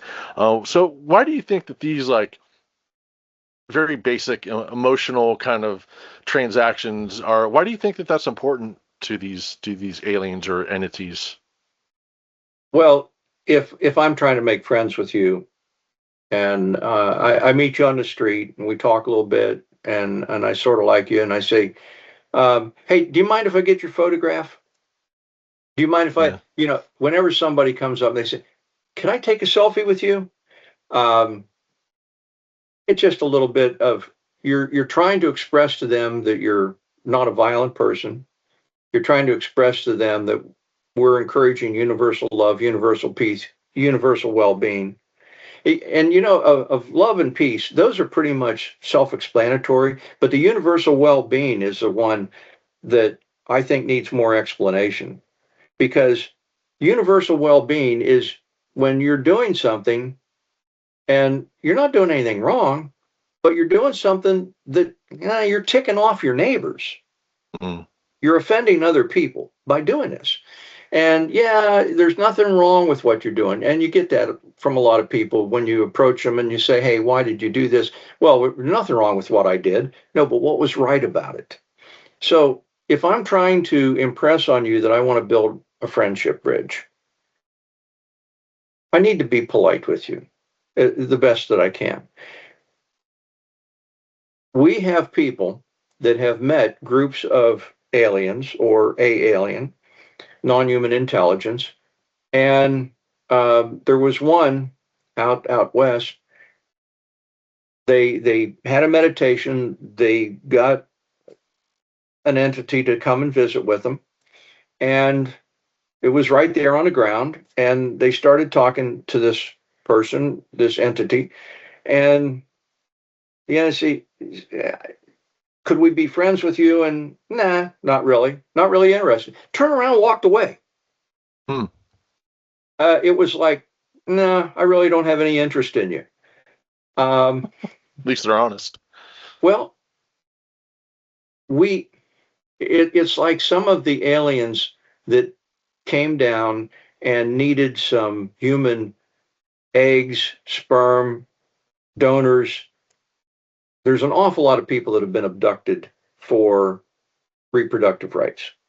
Mm. And we as humans, we get offended by that because that's my egg, that's my sperm. I didn't volunteer to give it to you. And there are some people that are trying to talk to these non-human entities and explain to them that their sense of morality may be different than our sense of morality. And we have a lot of humans that openly say, you know, if they need to have an egg or they need to have sperm, I'm willing to voluntarily work with these people, with these entities.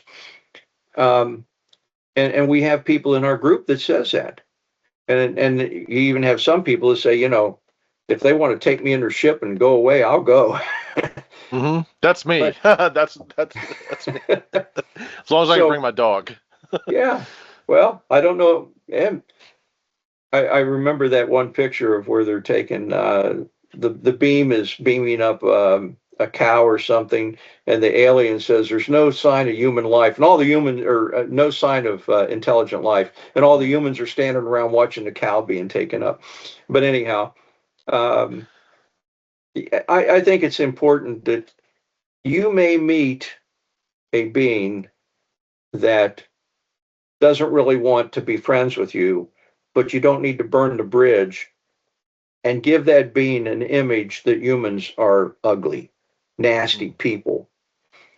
So if I meet 7 different people in a room and I walk up and I'm polite to them, I'm courteous to them, I ask for permission to take their picture. I mean, even here on Earth, we have native tribes that thought if you took their picture, you stole their soul Mm-hmm. and they would kill you. You take my picture, I'll kill you. Well, I wouldn't want that to happen with an alien. Right. Here, I'm going to snap your picture, and then they shoot me. No, I don't want that to happen. Uh, so it just goes back to the well-being and universal peace, universal love, universal well-being. Also known as kind of being a good neighbor, kind of bring that mentality to it, like, you know, kind of trade goodwill. And that's what do you think about like the role that just regular people like you and me have in this whole drama of UFOs and UAP versus, the government, a lot of people believe, and probably the government thinks itself, that it is in control of humanity's relationship with these entities. But folks like you and I understand that that's not actually true. That these entities, these aliens, want to have personal interactions and personal relationships, and that we are all kind of like ambassadors. What do you is that kind of along the lines how you think, or do you see it differently, or what do you think? I think going back to Eisenhower, there's a lot of rumors out there. I don't know if we actually had agreements with the aliens back then or not. Some people say that there were, and it wouldn't surprise me. And you hear people from Canada and the UK making comments that there is a federation out here Mhm. of different beings, and that they have had meetings. And there's more and more of that coming out now. In the past year or so, there's been more comments being made about um, our involvement, and the involvement goes back tens of decades. Mm.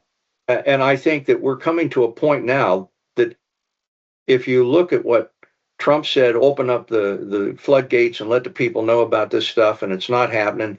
And there's people within the government that's hiding it and so on. I think the aliens, they're not non-human intelligence. Intelligence. They're not Mm. stupid.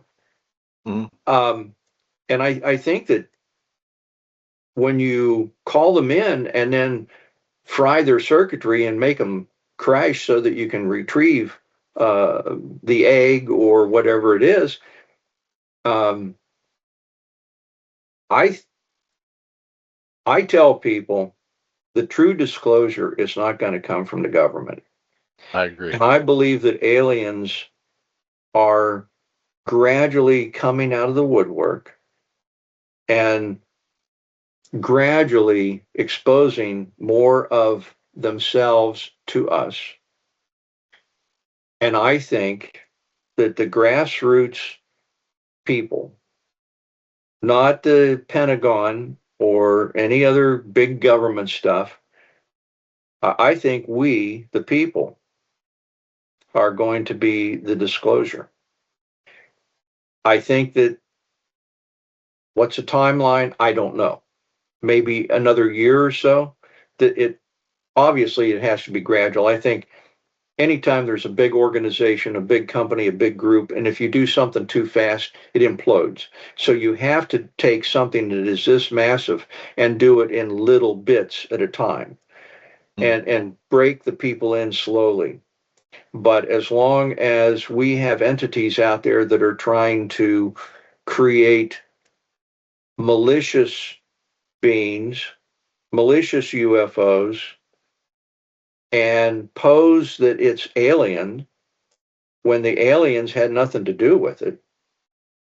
Um, I think we're going down a road that we're going to see exactly what they started predicting decades ago, is that we were going to be set up in a position where we're probably going to be conditioned that aliens are a threat.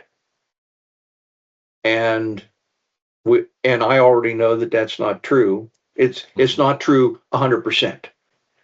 Right. There There's few are out. aliens that are threats, but Absolutely. they tend not to be, the majority. Definitely not the majority. Right. Small minority. And it's just like humans. Mm-hmm.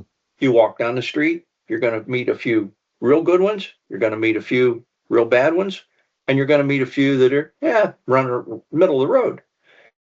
Um, so I think that if there's going to be a reset, if something is in the future for the Earth to disintegrate and man's going to help facilitate that through nuclear bombs. Do you know how many hundreds of nuclear bombs there are stockpiled? Oh, there's countless basically. Yeah, the number is astronomical. The number of times that we could destroy the Earth is just astronomical. Over and Yeah, over. and we're still living through the precipitation from the ionosphere from what they did back in the 40s and the 50s. Mm-hmm. So, we've already proven that we can do nasty things to our environment. And it's not just cans of hairspray and stuff with different chemicals in it. I mean, we've done some pretty heavy duty, serious things. Um, so I think that there's a good possibility that people like you and me could be the true disclosure. And it wouldn't surprise me at all if someday we're able to call the local news and have them come over to a certain place and have a craft land right there and have an alien come out. And they're not going to want to stand beside somebody that's from the Pentagon. They're not going to be standing beside somebody that is high up in the governments. They're going to be standing beside people that love, peace, and just want the unity, want the friendship, and not the lies, not the cover Yeah. up, not the deceit. They want disclosure. You're not going to get it from the government. Mm-hmm. I mean, there was a situation I think that happened in California not that long ago. It's kind of a viral story where a gentleman in California, I think is San Diego or LA, invited a local news team to come out, and so you may have heard of this. A local news team came out, and he said, "Come and watch me, call in a UFO, Yeah. and the team and the news team went out there, and they did so in with the kind of snicker that you would expect from a local news Right. team. But what actually happened is the guy did some sort of a meditation, and he did all the things that we're talking about, like demonstrate friendship and invite them in and ask consent, and to the amazement of the local news crew, something showed up, and then Hmm. on the nightly news that night they had a UFO to show, which is not what they were expecting. They were expecting to go out there and just find one of those stories at the end of the newscast that's just supposed to make everybody chuckle, and who's this idiot, but that's not what happened. Well, Um, they had that happen in Washington, D.C. at the time of some of the disclosure hearings, oh, they where did. I didn't hear about that. um, I, I think it was Bledsoe and some of the Congress people went out, and it was just right around the Capitol area, and Hmm. he called in some orbs. I don't quote me on any of that, but yeah, I'm pretty sure that happened over there, and it didn't make national news. Um, but I think we're going to see things and hear things that's going to start to make more news, and at least now people are not being. I don't know that I would have had an open discussion with you like this 5 years ago, Exactly. Yeah. but there's enough people coming out on the TV and on YouTube videos and so on that this is not a taboo subject now. When I and the other police officer got out of our car and looked up and saw those big wings like things going through the sky, we just got back in the car. We never told anybody about that Hmm. because we would have just been laughed at. Hmm. We were crazy. Turn in your badge and your gun. Uh, and I know that there's people out here that are trying to take that to the next level of actually having a press conference and actually having the ship come down. And it takes the cooperation of the other beings. Hmm. So I know that there's people that are thinking along that line, and maybe it will happen in our lifetime, maybe it won't, maybe it'll happen a long time from now. But um, Or next I, week. or it could happen tomorrow. Yeah, Yeah. I'm going to go back to the place where I told you that we saw the red laser turn, the green laser turn red, and I saw a humanoid type thing uh, within the camera view when he was taking pictures of the being. We're going back there this weekend. It's a rather private group. I didn't announce it to anybody, but this weekend we'll be down there, and there's some people that are of a psychic persuasion, if you will, that are Hmm. very in tune to things. Um, I'll lead the meditation. I've got some equipment. I know that there's some other equipment coming in, photographic type equipment. And if we have as much luck this coming weekend as I had last week or last month, we may have some real good things to show. Um, they just had a UFO fair, if you will, um, down around Athens and Hocking County, Hmm. and I showed up to that. And at the end of the whole thing, I took a small group of people out in the field, and we had a little before the sunset. We had a little uh, CE5 event, and one man actually had an out of body experience.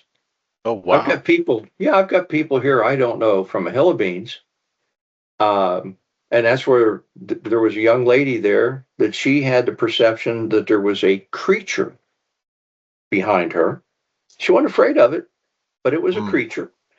There was a man over here, an older gentleman, and he said that he perceived and met with a gray alien.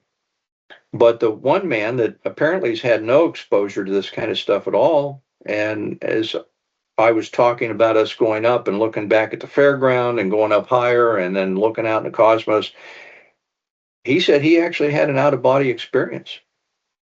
And that gives me chills just thinking about it, because typically people that have an out of body experience, they're standing by in an ambulance being carried away because they're half dead, you know. Hmm. Uh, and he said, just big as life. He could look back down and see the fairgrounds, and he was just as straight as could be. I Yeah. didn't get any indication from him that he was trying to be funny or anything. He had a real experience. There's a lot to this, and I Hmm. have tons of stories. I mean, I have a notebook here that's got about an inch of paper. I keep notes on every one of my events I've been to, and I can honestly say that almost every event that I've been to, I have captured some kind of an anomaly, whether it was a star that moved at my request, whether it was an image out in the field, an orb or something, but I have caught something at every one of our events. That's amazing. How long has it been since that first encounter with when you were in the police cruiser? How long has it been, and how long has this journey been happening for you? That would have been back in mid 70s, Oh, okay, 1970s. wow. Yeah, And like right around the time of the Travis Walton incident, which you have some thoughts on that as well. I yeah. know.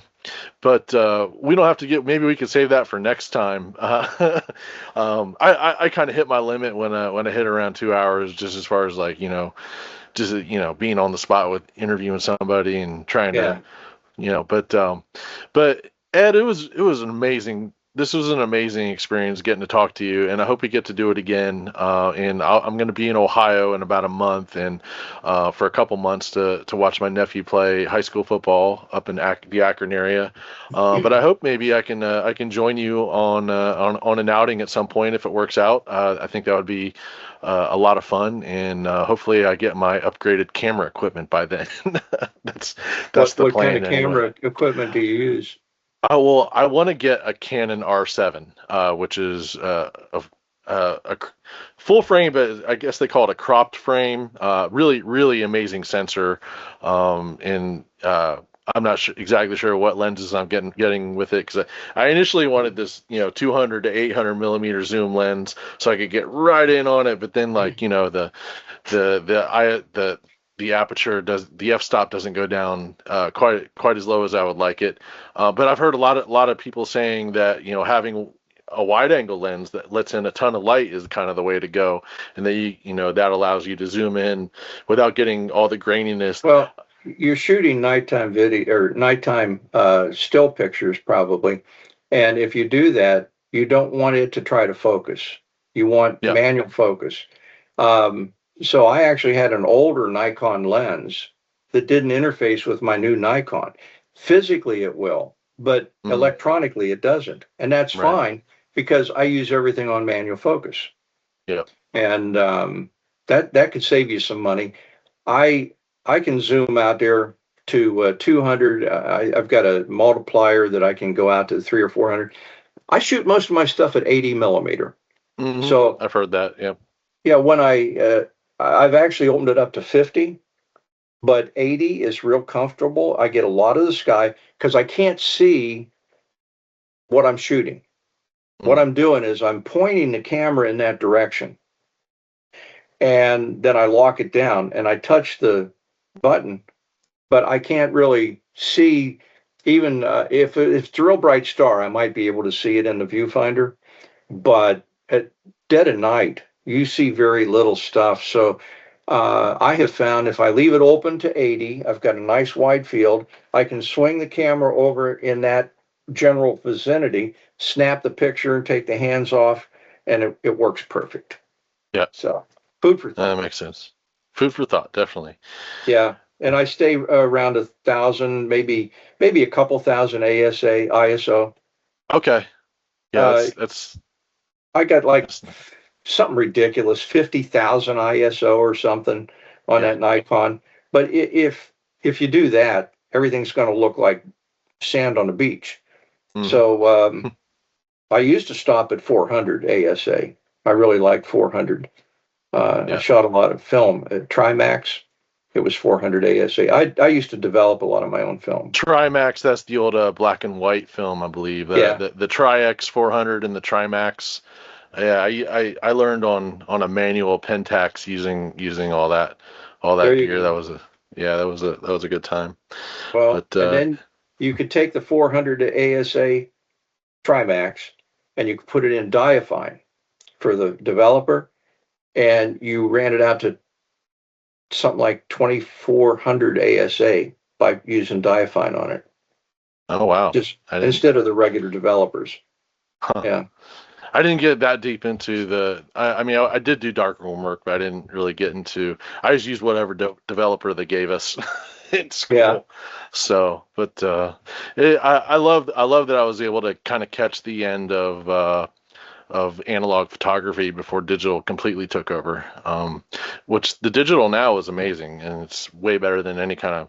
Well, I don't want to say it's way better than any kind of film we've ever had, but it's definitely, gotten as good, but even better to like be able to catch things in real time on a screen and see it. But anyway, before I lose my train of thought completely, I'll say thank you once again, and I will be in touch. And thanks again for coming on the Crew One podcast. I hope we get to do this again sometime soon. And I'm going to keep looking up, and I know you will too. So. Well, it was great talking to you. And the next time we talk, hopefully I'll have some new pictures and new stories to tell you. Sounds good. All right, Ed, I'll see you later. Thank you so much. Have a good evening.